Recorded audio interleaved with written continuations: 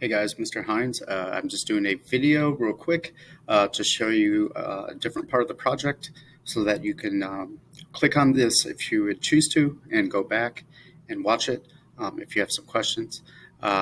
Today what I want to show you is how to insert word art for your flyer using the drawing tool that we have gone over a few times. So here is the project right here. And as I did last time, I am going to show you from your perspective. So I'm just sticking with Emma's here. So when you click on the project, you can come down here and you can see that part of the project here, if I were to open this, it tells you over here, it says to use word art in Google Drawings. So I have the instructions here, but what I'm going to do is kind of walk you through it. And then when it's your time to do this, if you get stuck, you can come back and look at this page, or you can just watch the video, maybe with your headphones on, to work as I do and see what I do. So it says go to Insert, choose Drawing, click Actions, choose Word Art, and then click Enter to save. So let's go ahead and do that. So we're going to go up here to Insert right up here. And just like you did for your cover page, you're going to go down the drawing, and then we're going to do New. I will show you in another video how to get different pictures in there and change it around to your liking. But for today, to keep the video short, I just want to show you this. So let's see what they say next. It says go to Insert, then choose Drawing, which we've done. Now we're going to click Actions. So I'll go here. As you can see, it says Actions. And right here you see word art. So as soon as I click this, it should pop right on this screen, just like it does for your pictures. There it is. Okay, so on the project, if you notice, I have a bunch of different types of ones here, different types of word art. So let's go ahead and do, say you want to do a lost dog. So I'm going to do lost dog.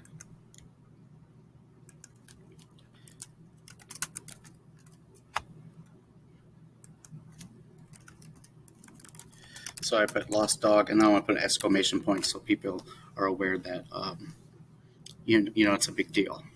So with that said, if you look down here, they tell you little hints. It says use Enter to save, use Shift plus Enter to use multiple lines. So if I wanted to make one big word art and make it more than one line, what I would do, like for instance, something like this, where it says Golden Retriever dog lost around Crystal House Academy South, Indianapolis, Indiana.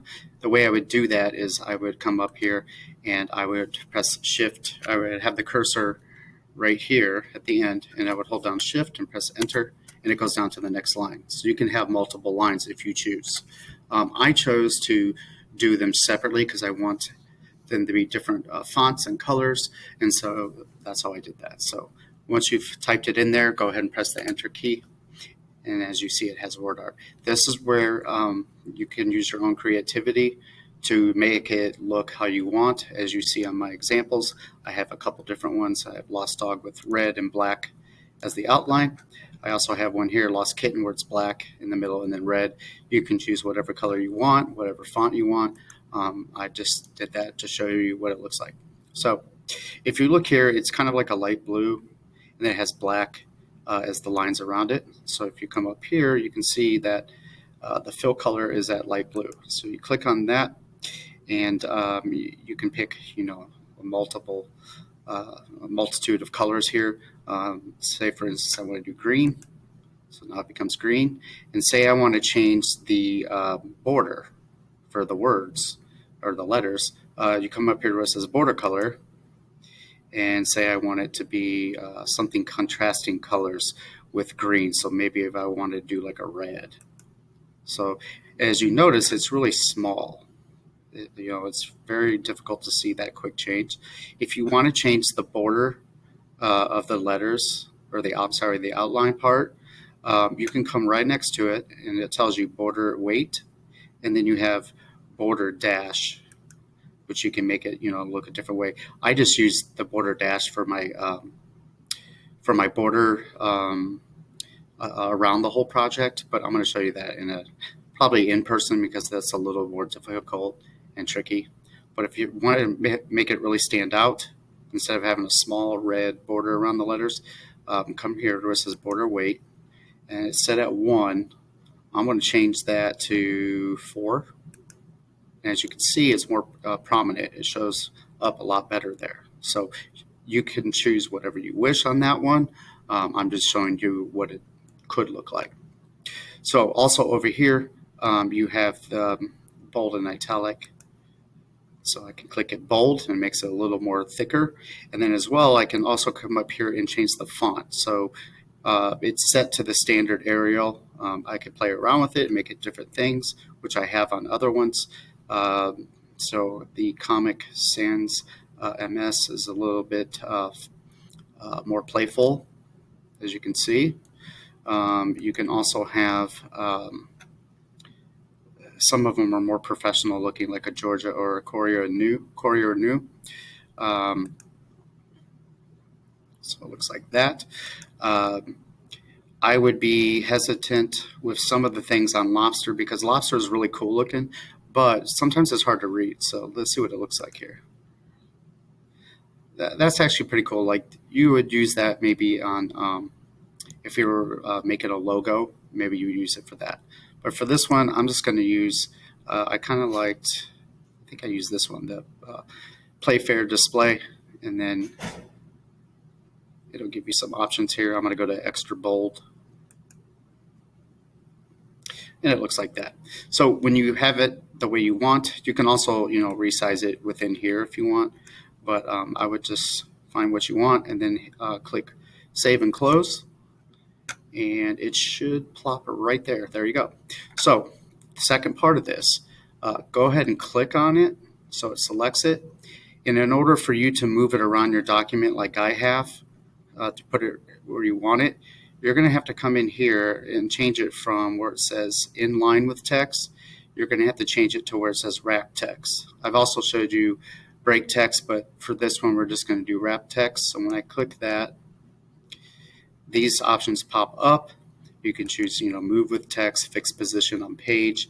You might have used that in one of the other projects. I'm just going to do move with text for this one. And now that I've done that, I could just click, button 1, the left button, and hold it down, and I can move it anywhere on the page that I want. If you notice, they have little guidelines if you never know what that is. So like the red over there on the corner, that line that's showing you where your border is that we changed earlier, it'll show this one as well. And then I believe it'll show you the top one as well. Bottom, if you are closer to the bottom. But these other lines are kind of like guidelines for you to center everything. Because it would look kind of sloppy if you had lost dog and then the next part said reward and you had it like way over here. I mean, you could choose to do that, but for this particular one, I chose to have it right underneath that. And then I put the name of the dog, Rusty. I used to have a dog when I was little named Rusty. That was a golden retriever. So that's why I chose that name. So you have that. If you want to do a separate one, you would just click off of that.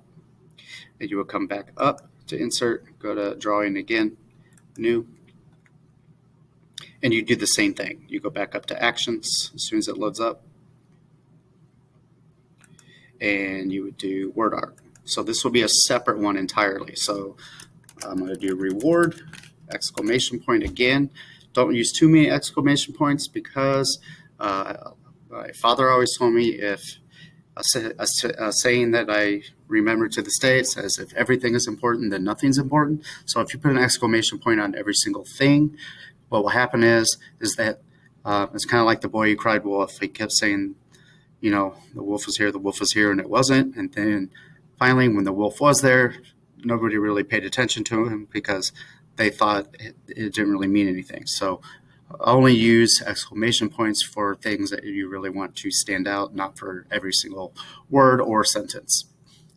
All right, so I put that in there and I press enter and I'll drop it in there. And then I can go in and change it whatever color I want. I made it black, I believe, last time. And then again, you can change the border color, red, green, whatever. We'll try green this time. And then I'm going to change the weight on it. Let's do 2. So it looks like that. If you want it just to be just pure black, you would just make both the fill color and the border color the exact same color. Okay, so let's go ahead and see what happens. Maybe I can try a different wording. Maybe I'll do Comic Sans this time. Okay, so italicize, if you wanted to, it kind of slants. See how it does that? It'll slant your writing. So if you want to do that, you can choose that. I'm going to hit, click Save and Close. Got to remember to do that. Otherwise, all the stuff you did won't fit. Now, if you notice, the reward is bigger. If you want to size it down, just use these little handles here and click and drag them. You can do them separately, like make it taller or wider, but I like to do it equally just because it looks more professional. So I'm going to size it down a little bit. And now I can click and hold that button. Oh, I can't do that yet. I forgot. It's on inline, so don't forget to change it to wrap text. Now that I've done that, now I can click and drag it and move it wherever I want. You can see that the red line there is showing you where the bottom of the other word art is. So if you want to use that to your advantage, you can do that, like something like this. I'm just going to move it down a little bit, kind of put it right here, and there it is. So in another video, I will show you how to add the picture and make some changes to that. But that is how, again, how you go and choose word art in Google Drawings, and then click Actions, and then make whatever options you choose. And you could always go back and change it. So if I want to, I come up here to the lost dog. Maybe I don't like that color. I'm going to double click it, and it'll open it back up. And you come back in here and make those changes. So like I can click on the thing itself and then say, maybe I don't like that green. Maybe I want to use blue. Click blue and it'll change just like that. So that is it for now. Be prepared for the next video in the next lesson. Use some creativity. Don't just try to copy what I do. Make it your own. So for now, I am done, and I will see you guys again on the next video.